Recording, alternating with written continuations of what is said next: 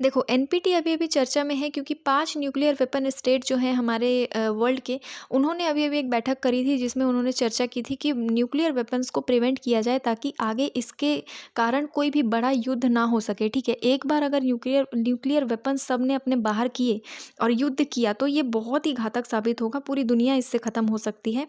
और हम सबको पता है फ़िलहाल चाइना, यूएस, रशिया, यूक्रेन सबके बीच में किस तरीके से कोल्ड वॉर चल रहा है।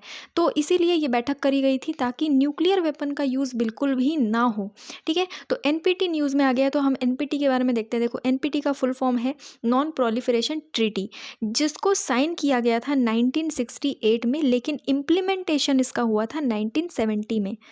1965 से 1968 तक इसके बारे में चर्चा हुई थी 18 देशों की कमेटी के द्वारा, ठीक है? ताकि डिसआर्मामेंट हो सके, मतलब आर्म्स का यूज़ ना किया जाए। और ये चर्चा करी गई थी जेनेवा में, जो कि स्विट्ज़रलैंड में है। उसके बाद 1968 में नॉन प्रोलिफरेशन ट्रीटी को साइन कर लिया गया।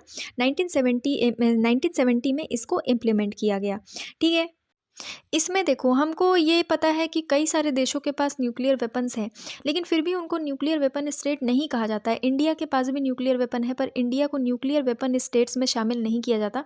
क्यों? क्योंकि इंडिया ने एनपीटी भी साइन नहीं किया है, और इंडिया ऐसा देश भी नहीं है जो एनपीटी से पहले ही न्यूक्लियर टेस्ट कर चुका हो।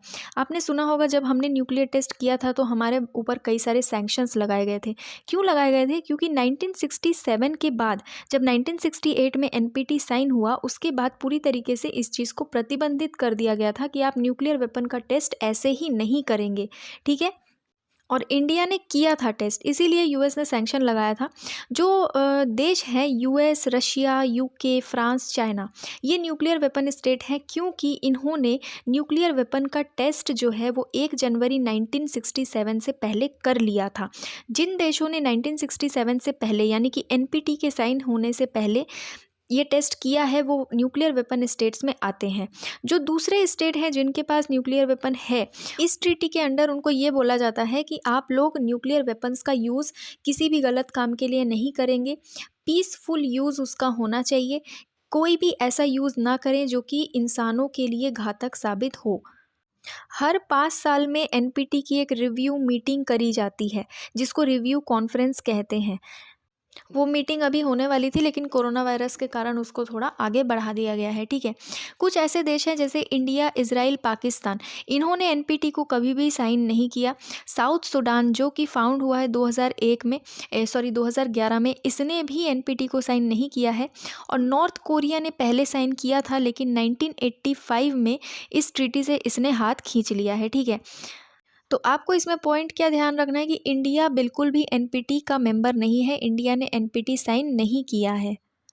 देखो न्यूक्लियर वेपन का एक बहुत ही घातक हमको टाइम देखने को मिला था जब वर्ल्ड वॉर 2 हुआ था और जापानीज सिटीज़ हिरोशिमा और नागासाकी पे बॉम्ब गिराया गया था, ठीक है? यूएस ने गिराया था। ये एक एटम बॉम्ब था जिसने हिरोशिमा और नागासाकी को पूरी तरीके से बर्बाद कर दिया था, ठीक है? नाम क्या था?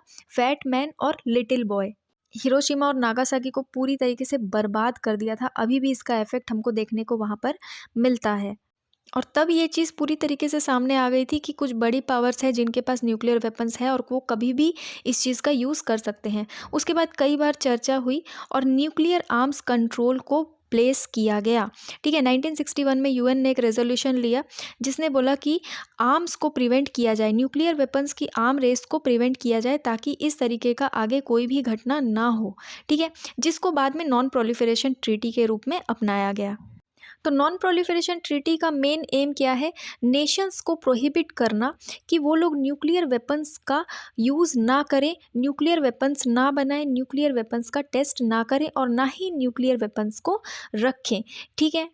और दूसरों को, दूसरी कंट्रीज़ को भी न्यूक्लियर वेपन्स देने में हेल्प ना करें। इसके लिए एक और एजेंसी है, international atomic energy agency, IAEA, आपने सुना होगा। इसको ही रखा गया है पूरी देखरेख करने के लिए कि कोई भी कंट्री इस ट्रीटी का उल्लंघन ना करे, गलत तरीके से न्यूक्लियर वेपन का यूज़ ना करे, ना ही टेस्ट करे। तो इसके लिए किसको रखा गया है? इंटरनेशनल एटॉमिक एनर्जी एजेंसी को, ठीक है? फिलहाल पूरे वर्ल्ड में 9 ऐसे कंट्रीज़ हैं जिनके पास न्यूक्लियर वेपन्स है। 5 नेशंस तो वो हैं जो मेन न्यूक्लियर वेपन स्टेट्स हैं, US, UK, France, Russia, China, जिन्होंने ट्रीटी साइन करने से पहले ही न्यूक्लियर वेपन्स का टेस्ट कर लिया था। बाकी के 4 मैंने आपको बताए थे, India, Pakistan, Israel, north Korea, जिनमें से इंडिया, पाकिस्तान, इज़राइल ने साइन ही नहीं किया, लेकिन इनके पास न्यूक्लियर वेपन है, हमारे पास तो है, हमको पता है।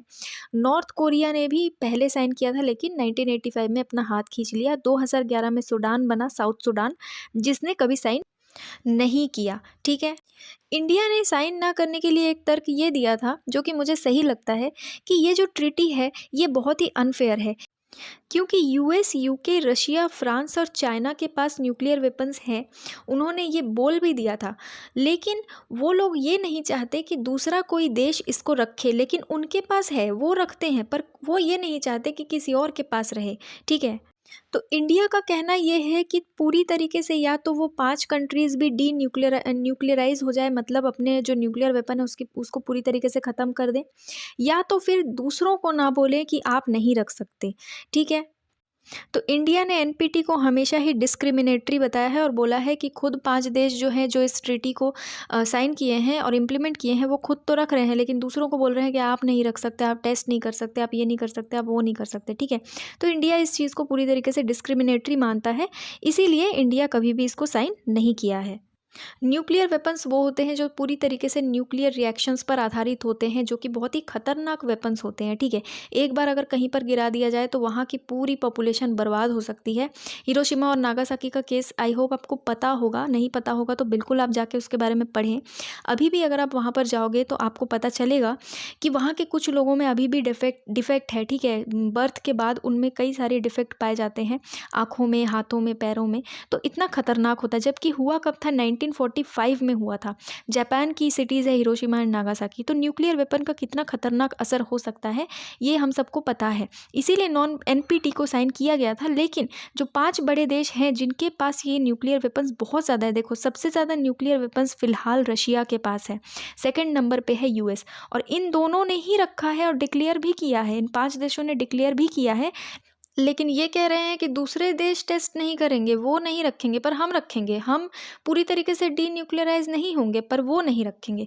इसीलिए इंडिया ने इसको साइन ही नहीं किया है। देखो हमको पता है हमारे आस-पास की कुछ नेबर कंट्रीज़ ऐसी है जो घात लगाए हमेशा बैठी रहती है इंडिया पे, ठीक है। चाइना तो धीरे-धीरे इंडिया पे घुसने की कोशिश कर ही रहा है। तो हम कैसे, अगर आगे चल के चाइना ने कोई बड़ा कदम उठाया और हम पूरे निहत्थे बैठे हैं, तो ऐसा तो नहीं चलेगा ना। मैं ये नहीं कह रही कि न्यूक्लियर वेपन्स का यूज़ होना चाहिए, बहुत अच्छी चीज़ है, बट हाँ, अगर आपके आजू बाजू के देश के पास है और अगर आपको उससे थोड़ा भी खतरा महसूस होता है, तो उनके पास जो चीज़ें हैं उससे भी अच्छी चीज़ आपके पास बिल्कुल होनी चाहिए। और अभी एनपीटी न्यूज़ में इसलिए आ गया था क्योंकि जो 5 बड़े देश हैं, यूएस, यूके, रशिया, चाइना, ठीक है, और फ्रांस, इन दोनों ने बैठक करके ये तय किया कि नहीं, हमको न्यूक्लियर वेपन का यूज़ बिल्कुल भी नहीं करना है, इसको स्प्रेड होने नहीं देना है, इसको प्रिवेंट करना है।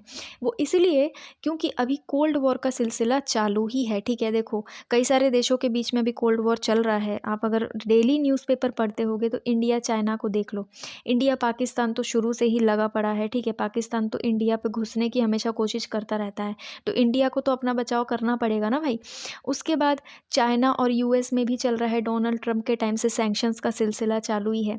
अभी रशिया और यूक्रेन के बीच में जो टेंशन चल रही है उसमें यूएस कूद गया है, ठीक है। नाटो के कई सारे कंट्रीज कूद गई है, तो कभी भी बड़ा वॉर हो सकता है। इसके डर से सभी लीडर्स को पता है, जिनके पास न्यूक्लियर वेपन है उनको भी अच्छे से पता है कि कोई भी स्टेट, चाहे हमारे पास हो या ना हो, अगर कोई भी स्टेट न्यूक्लियर वेपन का यूज़ करता है तो पूरी पॉपुलेशन तबाह हो जाएगी, सब खत्म हो जाएगा। इसीलिए भले ही यूएस के पास न्यूक्लियर वेपन हो, भले ही रशिया के पास हो, भले ही चाइना के पास हो, लेकिन वो चाहते नहीं हैं कि न्यूक्लियर वेपन का यूज़ इस तरीके से किया जाए, ठीक है। तो इसीलिए एनपीटी अभी न्यूज़ में था, हमने डिटेल में इसीलिए डिस्कस कर लिया है। अगर आपको कोई डाउट या कन्फ्यूजन हो या एक्स्ट्रा जानकारी आपके पास हो तो आप मुझे कमेंट बॉक्स में बता सकते हैं या पूछ सकते हैं। आई होप आपको ये टॉपिक समझ में आया होगा। आज के लिए इतना ही। Thank you.